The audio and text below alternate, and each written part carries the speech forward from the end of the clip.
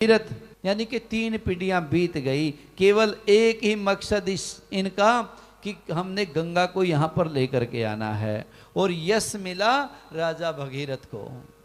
पहले ब्रह्मा जी को, नारायण जी को, फिर शिव को प्रसन्न किया और गंगा को लाने का यहां मार्ग प्रशस्त किया। जो भी श्रद्धा विश्वास से गंगा में, और ये प्रधानता है गंगा शब्द की ही, गंगा जल की ही, श्रद्धा विश्वास से मरे हुए की हड्डियां भी अगर गंगा जल में चली जाएं उनको भी मुक्ति मिल जाती है। और जो गंगा जल का पान करके प्राणों को छोड़ता है वो भी निस्संदेह मुक्त हो जाता है। ऐसी विशेषता है गंगा में। इसलिए 1 मिनट का भी हमारा भरोसा नहीं है, प्राण ये गया है वापिस आएगा कि नहीं आएगा। इसलिए आप तैयारी करें अपनी, रोज गंगा जल का पान करें। गंगा जल का पान किया हुआ है और हमारी मृत्यु हो जाए, कोई भी हमारे को रोक नहीं सकता सीधा परम धाम में जाने के लिए। ये गंगा की विशेषता है।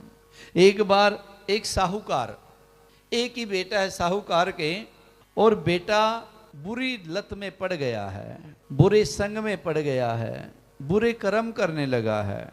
साहूकार सत्संग में जाता है और एक दिन गुरुजी से कहता है, गुरुजी ज्ञान दे रहे हैं, पूत कपूत क्यों धन संचय, पूत सपूत क्यों धन संचय। अगर पुत्र कुपूत है तो उसके लिए धन इकट्ठा करने की क्या आवश्यकता है, क्यों, सबको बर्बाद करेगा। और पुत्र आपका होनहार है, संस्कारी है, उसके लिए भी धन इकट्ठा करने की जरूरत नहीं है। क्यों, क्योंकि उसको अपने धन की जरूरत नहीं, अपने आप ही कमाएगा, अपने आप ही करेगा, वो कामयाब होगा। इसलिए व्यक्ति को स्वयं के कल्याण के लिए सोचना चाहिए। संतान के लिए धन इकट्ठा करने की जरूरत नहीं है। अगर आपने संतान को कुछ देना है तो उसको दीजिए अच्छे संस्कार। अच्छे संस्कार दे दिए तो समझ लेना तुम्हारा कार्य हो गया। लेकिन ये तो साहूकार का बेटा बड़ा दुष्ट था, बुरे विचारों का था, तो रो रहा है साहूकार आज गुरुजी के सामने, महाराज क्या करूं मैं, मुझे पता है जितना धन है ये बर्बाद कर देगा, अब मेरा कल्याण हो इसके लिए मैं चाहता हूं कि मैं इसका दान कर दूं। धन का जितना भी धन है उसका मैं दान कर देता हूं, और आप मेरे साथ चलो, गंगा के किनारे दान करेंगे। गुरुजी ने कहा कि तू इसके 5 हिस्से कर ले। एक हिस्सा दे दे अपने बेटे को, चाहे ये पापी है चाहे धर्मात्मा है। एक हिस्सा रख ले अपने भविष्य के लिए, एक हिस्सा रख ले अपने वर्तमान काल के लिए, और 2 हिस्सों का दान कर दे। एक हिस्से में अपना कारोबार चला, जो आएगा चलता रहेगा, और एक भविष्य के लिए रख ले, तुम्हारा शरीर भी काम ना करे तो वो धन काम आए तुम्हारे। चलो महाराज ठीक है। तो लेकर के गया साहूकार, बेटे को भी साथ में ले लिया, पति पत्नी को दोनों, और गुरुजी को भी साथ में ले लिया। अब पहले पैदल रास्ता होता था, गाड़ियों का रास्ता होता था। जब 3-4 किलोमीटर गंगा मैया रह गई है, रात हो गई है, अंधेरा होने लगा, तो गुरुजी ने कहा भाई आज तो स्नान होगा नहीं, क्योंकि सूर्य छिप गया है। सूर्य छिपने के बाद तीर्थ में स्नान नहीं करना चाहिए। अब सुबह ही स्नान करेंगे, सूर्य की पहली किरण के साथ ही हम स्नान करेंगे। अब यहीं पर हम डेरा जमा लेते हैं। चलो ठीक है जी, जैसी आपकी इच्छा। वहीं पर बैठे और 9, 10, 11 बजे, 12 बजे के बाद महात्मा को जाग आई गुरुजी को, और सोच आदि के लिए गया। क्योंकि जो परमात्मा के नजदीक जो पहुंचने वाले व्यक्ति, उनकी पहचान है, वो सुबह जल्दी उठ जाते हैं। कितने, 3 बजे, 3:30 बजे जाग आ जाएगी, कितना भी जोर लगा लो उनको नींद नहीं आएगी। ये प्रभु की कृपा होती है। और ऐसा लाखों व्यक्तियों में से कोई सैकड़ों लोग ही होंगे जिनको सुबह जाग आती है, और उन सैकड़ों में से कुछ ही लोग हैं जो उस समय का सदुपयोग कर पाते हैं, जो नहा धो करके भगवान की साधना करते हैं, भजन करते हैं।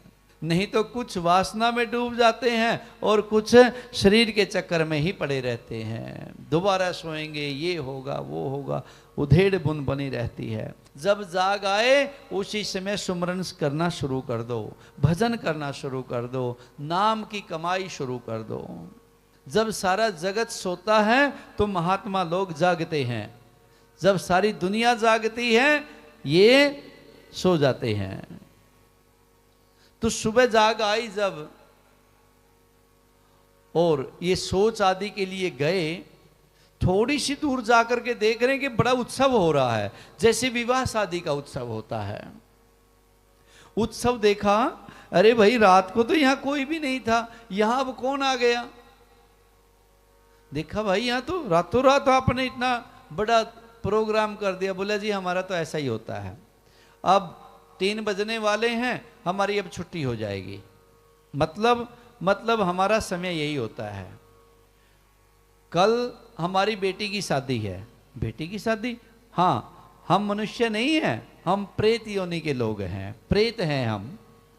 कल जो आपके पास आपके साथ साहूकार आया हुआ है, इसका बेटा मरेगा गंगा में जाने से पहले। वो मरेगा, मरते ही प्रेत बनेगा क्योंकि बुरे कर्म किए हैं, और हमारे उसमें कबीले में आ जाएगा और हमारी बेटी की शादी उसके साथ करेंगे। अब बड़ी चिंता हुई महात्मा को, हे नारायण हे गोविंद। और ये महात्मा लोग भी जो होते हैं, ब्राह्मण लोग जो होते हैं, जहां जाते हैं और वहां कुछ काम बिगड़ जाए तो ये दोष ये नहीं देते कि उसका ये कसूर है, ये स्वयं के ऊपर ले लेते हैं और भगवान से प्रार्थना करते हैं, प्रभु हमारी लज्जा रखो, हम जहां आए हैं हमारे यजमान का कार्य भली भांति होना चाहिए, शांतिमय रूप से होना चाहिए। और ये भी महात्मा भी भगवान के चरणागति ली, हे नारायण हे गोविंद, ये काम बिगड़ना नहीं चाहिए। फिर लोग मेरे को क्या कहेंगे कि फलाना फलाना संत भी साथ में था और ये घटना घट गई, मेरी लज्जा रखो। लेकिन इतनी देर में एक सांड आया और सांड ने सीधा साहूकार के बेटे के पेट में सींग लगाया, सींग मारा और उछाला, उछलते ही वो मर गया। साहूकार रो रहा है। महात्मा ने देखा ये वहीं गया होगा और जाकर के भागा, जहां प्रेत खुशी मना रहे थे वहां जाकर के देखते हैं कि वो प्रेत भी रो रहे हैं। महात्मा ने पूछा, भाई तुम्हारे को तो खुश होना चाहिए, आज तुम्हारी मन चाही हो बात हो गई। उन्हें कहा, महाराज कहां मन चाही बात हो गई है, हमारे ऊपर तो विवाह से पहले बेटी विधवा हो गई है। मतलब ये हुआ कि जिस सांड ने उसको सींग मारा, उस सींग में गंगा की मिट्टी लगी हुई थी, और जैसे मिट्टी पेट में गई वह तो परम धाम को चला गया। विष्णु दूत उसी से में आ गए और उसको अपने धाम में लेकर के गए, वो नरकों में नहीं गया है। कहने का भाव जो हम आपको बताना चाहते हैं, जो श्रद्धा से गंगा जल का पान करता है वह कभी नरकों में नहीं जाता, ना ही उसका पाप पीछा करते हैं, वो सीधा परम धाम को जाता है। इसलिए